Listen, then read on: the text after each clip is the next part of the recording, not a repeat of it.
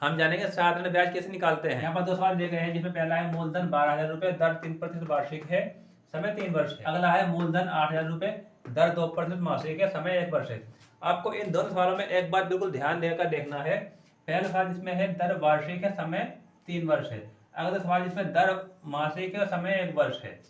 यहाँ पर बहुत छोटा अंतर है, लेकिन अगर आपने ये अंतर नहीं समझा तो सवाल आपका गलत होगा, और अगर आपने ये वाला अंतर समझ लिया तो आपका सवाल कभी गलत होगा नहीं। जैसे कि आप जानते हैं साधारण ब्याज निकालने का फॉर्मूला होता है मूलधन गुना दर गुना समय बटे में 100।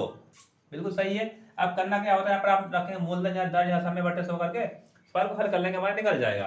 तो ठीक है, पहले सवाल नंबर 1 कर लेते हैं। यहाँ पर साधारण ब्याज निकालना, ठीक वही लिख लेंगे।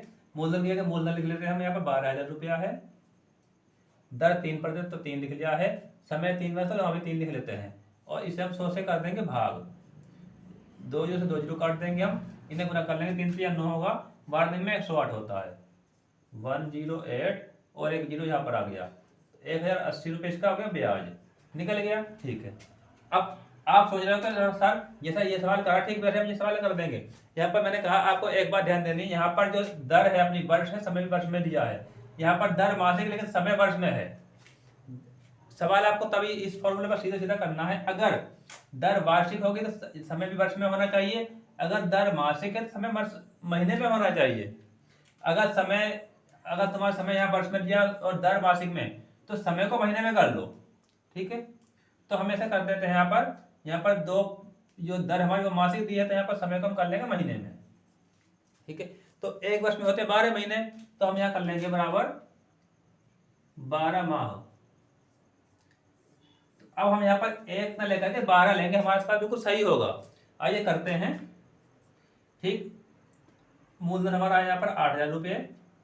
एक बात, जब भी आप सवाल करेंगे तो आपको, अगर आप पेपर या टेस्ट में सवाल कर रहे हैं, ठीक है, निकालेंगे साधारण ब्याज, तो पहले तुम्हें लिखना होगा साधारण ब्याज बराबर होता है मूलधन गुना दर गुना समय बटे में 100। ये फॉर्मूला लिखने के बाद फिर तुम्हें लिखना साधारण ब्याज, ये वाला फॉर्मूला लिखने के बाद फिर लिखना साधारण ब्याज बराबर होता है, क्या है, मूलधन क्या, मूलधन लिख दो इसका 8,000 रुपया, दर हमारे पास 2% तो 2 लिख देंगे यहाँ पर। अब समय, क्योंकि हमारे पास समय यहाँ पर वर्ष में दिया गया था, हमने दर देखकर समय को महीने में कर लिया, तो समय यहाँ पर 12 महीने में ले लेंगे, और इसे हम 100 से कर देंगे भाग, इस प्रकार से।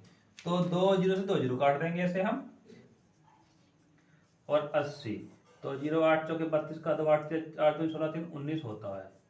तो इसका आधा साधारण ब्याज 1920 रुपये। तो आपको जो ध्यान देना ये, अगर दर मासिक है तो समय महीने में होगा, दर वार्षिक है तो समय वर्ष में होगा। इतना करना है और आपका सवाल हल कर देना है, आपका सवाल सही होगा।